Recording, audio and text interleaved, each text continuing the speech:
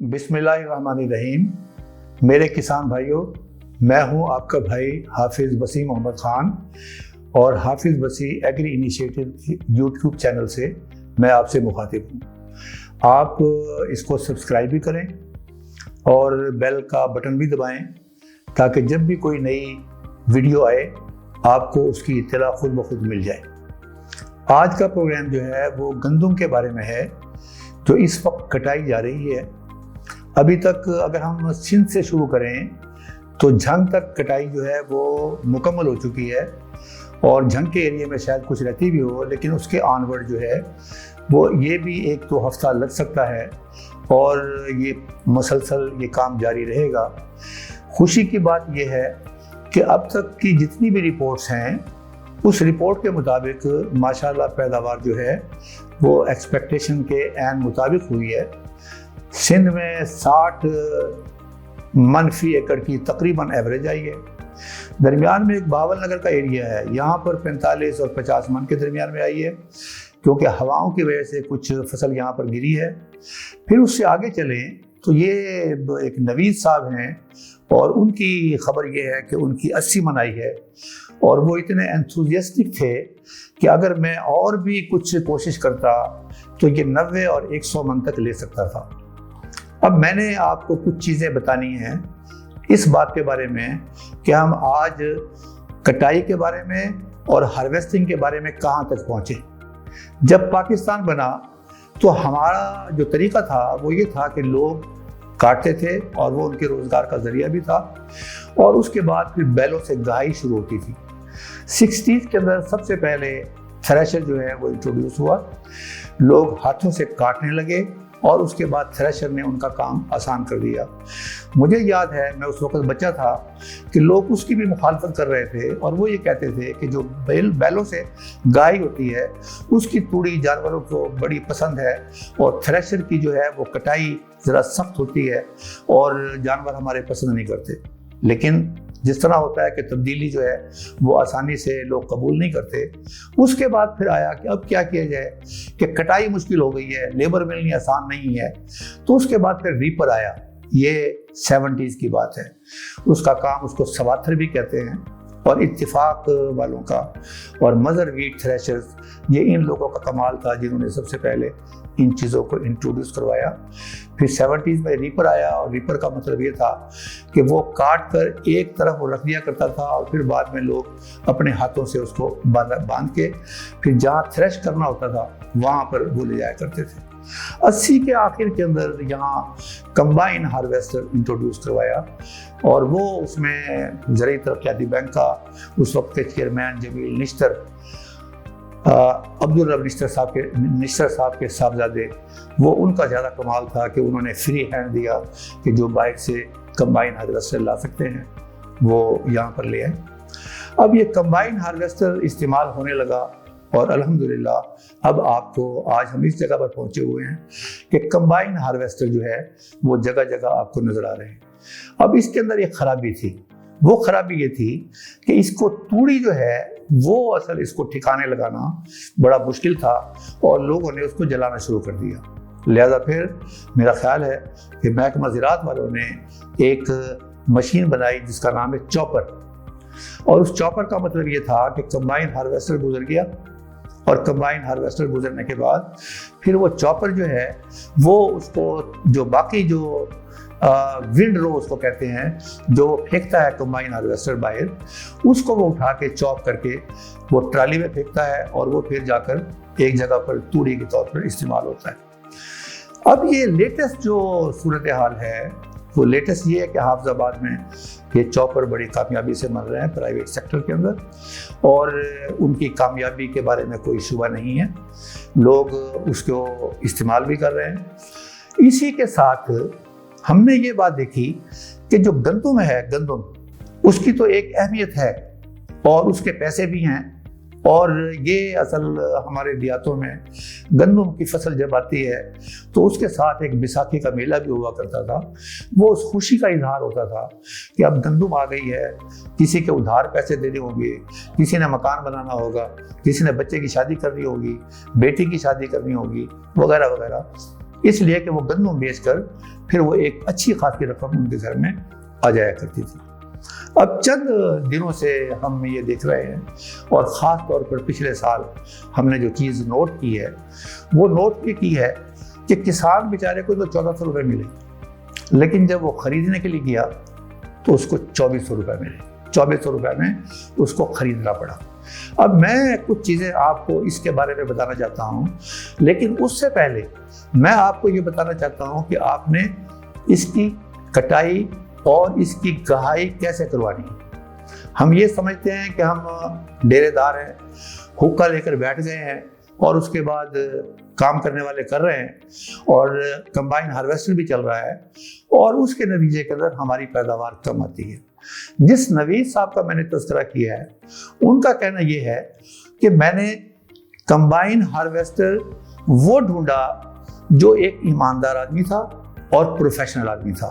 उसने ये नहीं किया कि जी मैंने एक दिन में इतने एकड़ काट दिए, बल्कि उसने ईमानदारी के साथ उसने उसको चलाया, और जब वो 50 फुट के फासले पर वो चलता था, मैं पीछे जो उसके विंडो होती थी जो बाहर वो फेंकता था, मैं वहाँ उसको उठाकर मुंह से फूंक मार के मैं देखा करता था कि इसमें कितने दाने रह गए हैं, और मेरे नज़दीक अगर 1 फुट में एक दाना रह जाए तो इसका मतलब ये है कि 1 एकड़ से 1 मन गंदम जो है वो आपने ज़ाय कर दी। तो लिहाजा उसका कहना ये है कि जहाँ सारी फसल खड़ी हुई नहीं होती, कहीं गिरी हुई होती है, और जो फसल थोड़ी बहुत गिरी हुई हो वो इस बात की निशानी होती है कि यहाँ पैदावार अच्छी आने वाली है। तो वहाँ पर वो उनका कहना ये था कि कंबाइन हार्वेस्टर चल रहा है, और जहाँ उस जगह पर पहुँचे जहाँ फसल नीचे गिरी हुई थी वहाँ पर उन्होंने कुछ आदमी लगा दिए और वो हाथ से काटकर उसके हेडर में डालते रहे। अब ये हेडर में डालने का फायदा ये हुआ कि चूंकि मालिक सर पर मौजूद था तो एक बाली ज़ाय नहीं हुई, एक दाना ज़ाय नहीं हुआ। सो ही गॉट 80 मांड्स पर एकड़। तो मेरे आज का जो प्रोग्राम है वो बताने का मकसद भी यही है कि आप ये जो कटाई है, जो आपकी पूरे 6 महीने की आपकी जो अर्क-रेज़ी है, और आप भागे भागे फिरे हैं कि ये दवाई भी डाल दो और ये खाद भी डाल दो, और अल्लाह ताला की तरफ देखते रहे हैं कि अल्लाह ताला तो रहम फरमा, इसका अब ये नतीजा निकलने वाला है, और उस नतीजे को आपने अपने हाथ से ज़ाय नहीं करना। और उसका तरीका यही है कि आप जब ये कटाई हो रही हो, और जब ये आपका थ्रेशर चल रहा हो, और जब आपका ये हार्वेस्टर चल रहा हो, तो आपकी मौजूदगी सबसे ज़्यादा ज़रूरी है। इंशाअल्लाह ताला ये चीज़ आपके काम आएगी। अब मैंने आपको बताया है कि इस वक्त reaper, binder, thresher, chopper, combine harvester और बेलर का क्या काम है। हम तूड़ी के बारे में जानते हैं कि ये मेरे जानवरों ने भी खानी है, और अगर 3 साल पहले देखें तो तूड़ी का रेट 900 रुपये मन था। इस मरतबा जो अब ये साल गुजरा है, चूंकि उस 900 मन की वजह से लोगों ने काफ़ी स्टॉक कर ली थी, तो इस मरतबा उसका रेट 450 और 500 के करीब ये रहा है। तो लिहाजा ये तूड़ी थ्रेशर के अंदर तो ज़ाय होती है। कभी आपने गौर किया है कि जहाँ थ्रेशर चल रहा हो और हवा का रुख जिस तरफ हो, 2 किलोमीटर से आने वाला आदमी जो है अगर उसको दमे का शिकार हो तो उसको खांसी आनी शुरू हो जाएगी। इसका मतलब यह है कि इतनी तूड़ी ज़ाय हो रही है। तो अब आपने तूड़ी ज़ाय नहीं करनी है, और जो ये तमाम चीज़ें मैंने आपको बताई हैं, पीछे एक नंबर चल रहा होगा एग्री कम्प्लेक्स के मलक मुश्तबा साहब, ये आपकी तूड़ी को खरीदेंगे भी सही, आपको मशीनरी की ज़रूरत होगी उसमें फैसिलिटेट भी करेंगे, और सबसे बड़ी बात जो है वो जो बेलर वाली बात कर रहा हूँ, ये एक नई चीज है। बेलर जो है ये असल लंबे तने को ये उसको बेल करता है और फिर इसकी डिमांड एक्सपोर्ट की भी है बाहर के ममालिक में। ये कोरिया के अंदर भी जाता है। हमारा जो तना है वो गोल्डन कलर का है, अमेरिकन तना जो है वो डार्क रेड कलर का है, जिसको वो लोग पसंद नहीं करते। तो लिहाजा ये एक और चीज आपके सामने आ गई है। ये जो लॉन्ग स्टेम जो है, लॉन्ग स्टेम का मतलब ये है कि मैंने हार्वेस्टर चलवा दिया और उसके बाद मैं अपना बेलर ले आया हूँ। वो बेलर 500 किलोग्राम का भी होगा जो एक बेल बनाता है। वो सारी चीज़ को उठाकर उसको बेल की शक्ल में महफूज रख लेता है। दुनिया के अंदर 20 किलोग्राम और 25 किलोग्राम वाले भी हैं। अच्छा, अब यहाँ पर पाकिस्तान के अंदर इसके 3 यूजेज हैं। एक, मशरूम की इंडस्ट्री जो है ये अब ग्रो कर रही है और ये जो लॉन्ग जो स्टेम वाला जो है ये इस्तेमाल होता है उस मशरूम के जो कल्चर जो बनाते हैं उसके लिए। दूसरा एक और भी चीज़ है और वो ये है कि इसको जो हमारे एग्जॉटिक काउस बाहर से आ रही हैं वो इसको बहुत पसंद करती हैं और इसके ऊपर वो एंजाइम्स को ट्रीट करके उसके बाद वो जब उनको खिलाते हैं तो उससे इसकी डाइजेस्टिबिलिटी बढ़ती है और जानवर जो है वो अच्छे फीलर के तौर पे वो इसको खाता है और उसका डाइजेस्टिव सिस्टम बड़ा अच्छा रहता है। तीसरी चीज़ जो पाकिस्तानियों ने कभी सोची नहीं है और मुझे अफसोस है, मैं खुद देखता रहा हूँ कि जब बच्चा भी पैदा होता है तो एनिमल बेडिंग का किसी को ख्याल नहीं आता था। वही नंगे और ठंडे फर्श के ऊपर ही बच्चे को लिटा दिया। लेकिन दुनिया में ऐसा नहीं है। दुनिया में जानवरों को बैठने के लिए भी उनका बेड होता है और ये चीज़ उस बेड के लिए बेहतरीन चीज़ है। अगर बच्चा भी हो उसके लिए भी और बड़ी गाय हो उसके लिए भी। और ये उसको ठंड से भी महफूज रखता है और ये गंद बला से भी महफूज रखता है। तो लिहाजा ये एक चीज, ये तीनों चीजें तो पाकिस्तान के अंदर हो गई। और चौथी चीज जो है वो एक्सपोर्ट है, इसकी एक्सपोर्ट हो रही है। अगर आपने ये बेलें बनवानी है तो जो पीछे नंबर चल रहा है मलक मुस्तफा साहब का, ये बेलें भी बनाएंगे, ये आपको फैसिलिटेट करेंगे और फिर आपसे खरीद भी लेंगे। कि हमें जो आइडिया है वो ये है कि किसी न किसी तरह ये हमारा पाकिस्तानी किसान इसको ऊपर जाना चाहिए, इसको ऊपर जाना चाहिए। जितना खुशहाल होगा उतना ही पाकिस्तान खुशहाल होगा। अब मैं जो बात करना चाहता हूँ वो ये है कि 6 महीने की कोशिश, सख्त सर्दियाँ, ज़ालाबारी, दिल का धड़कना, हर छोटी चीज़ पर वो अल्लाह बख्श खान साहब किशमोर की मैंने बात बताई है कि जब वो ज़ालाबारी हुई तो किस तरह उस बेचारे का दिल धड़क रहा था। लेकिन बाद में पता चला कि इतनी मुसीबत नहीं आई जितनी आनी चाहिए थी, क्योंकि उसकी पैदावार इस तमाम ज़ालाबारी के बावजूद 60 मन औसत उसकी पैदावार आई है। तो अब ये आपका टाइम है। अब इसको आपने उसी जज्बे के साथ आपने ये काम करना है कि आप ज़्यादा से ज़्यादा पैदावार किस तरह हासिल कर सकते हैं। अब इससे अगला पोर्शन है वो मार्केटिंग का है। किसान को इस वक्त पैसे की सबसे ज़्यादा ज़रूरत होती है, इसीलिए कि वो 6 महीने मुसलसल खर्चा करता है। अब उसे पैसों की ज़रूरत है। और आपने पिछली मरतबा आपने क्या देखा? आपने देखा कि 1400 रुपये आपने बेची, किसी ने 1350 बेची और उसके बाद उसको 2400 और 2500 रुपये और 2600 रुपये में उसको खरीदनी पड़ी।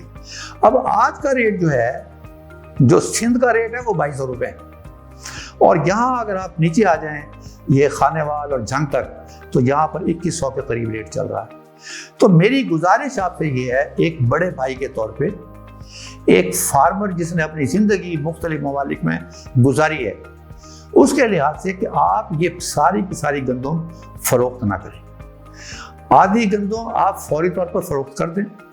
उसका फ़ायदा ये होगा कि आपके जो ज़्यादा से ज़्यादा जो आपके एक्सपेंसेस हैं, जो आपके सर के लिए मुसीबत बने हुए हैं, वो पैसे आपके पास आ जाएंगे और बाकी हाथ जो है वो आप महफूज कर लें। और उस महफूज करने के अंदर कोई प्रॉब्लम नहीं है। ये गंदम बरसात तक इसमें कोई इशू नहीं होगा, इसलिए कि इसके अंदर पहले ही 12% मॉइस्चर है और 12% मॉइस्चर पर गंदम खराब नहीं होती। इसके बाद जब आप देखें कि इसकी कीमत और ऊपर जाने लगी है, तो अपने ज़रूरत के मुताबिक आप उसको फरोख्त कर सकते हैं। इससे आपको ज़रा कुछ पैसे ज़्यादा मिल जाएंगे। दूसरी चीज़ जो है वो ये है कि हमारे ज़िम्मेदार जब भी कोई फसल काटते हैं तो उन्होंने गंदम की, खासतौर पर दानों की, अपनी और अपने नौकरों के लिए वो उन्होंने इतनी फसल जखीरा कर ली होती है और बाद में उनको कोई और जखीरा करने की ज़रूरत नहीं पेश आती या ख़रीदने की ज़रूरत पेश नहीं आती। तो ये तो उन लोगों का काम है। अब जो शहर के जो लोग हैं, सबसे ज़्यादा मुसीबत ज़्यादा और मुसीबत के मारे हुए ये लोग। एक ज़माने में एक रिवाज था कि शहरी लोग भी इनके घरों में भड़ौले होते हैं। अब ये जस्त की चादर के भड़ौले मिल रहे हैं। मेरी इन भाइयों से गुजारिश है कि ये अपने साल के दाने जो हैं वो लेकर रख लें। वो जो पहले कुछ सालों तक एक सिलसिला चला आ रहा था कि एक ही रेट पर गंदम आपको मिल जाएगी, थोड़ा बहुत फर्क होगा, लेकिन पिछले साल जो जमीन आसमान का फर्क पड़ा है उससे बचने के लिए ये ज्यादा बेहतर है, इसलिए कि उसकी तनख्वाह बेचारे की चीनी और गंदम की कीमत बढ़ने से उसकी तनख्वाह नहीं बढ़ती, उन्हीं पैसे में उसको गुजारा करना पड़ता है। तो वो भी कुछ गंदम जो अपने घर के हिसाब से लेके वो रख सकता है। अब सवाल ये, क्या वो खराब हो जाएगी? नो, वो जागते की कचड़ी और सोते का कटरा, जो जागता हुआ होगा उसकी गंदम खराब नहीं होगी। मार्केट में एल्यूमिनियम फॉस्फाइड की गोलियां मिलती हैं, बड़ी आसानी से आप जाएं। और उसका एक तरीका तो ये है कि जब भड़ौले में आप डालना शुरू करें तो आप उसके नीचे वो गोलियां डाल दें और फिर भड़ौला भर के उसको बंद कर दें। ये आम तरीका, छोटे लेवल वाला। बड़े वाला जो सीड का कारोबार करते हैं, जैसे पंजाब सीड कारपोरेशन, या इनके पास साइलोज होते हैं और या फिर इन्होंने बड़े बड़े हालों के अंदर ये बनाया हुआ होता है और ये दवाई मुख्तलिफ जगहों पर रखी होती है, चूंकि इसने इवेपोरेट करना होता है। तो फिर इन्होंने रोशनदान बंद कर दिए होते हैं ताकि ना बाहर की हवा जाए, ना अंदर का ये जहर जो है ये बाहर जाए। और ये तकरीबन 3 महीने तक इसका असर उसके ऊपर रहता है और 3 महीने के बाद ये असर उसका खत्म हो जाता है। इसका कोई ह्यूमन बीइंग के ऊपर एज सच कोई असर नहीं है उस गंदम का जो आप 3 महीने के बाद आप शुरू करेंगे। अगला प्रोग्राम हाफिज वसी एग्री इनिशिएटिव यूट्यूब चैनल के जरिए इस बात पर होगा कि अब गंदम कट गई है तो गंदम के फौरन बाद हमने क्या करना है। तो आप उसका इंतजार कीजिएगा। वमा अलैना इल्लल बलागुल मुबीन।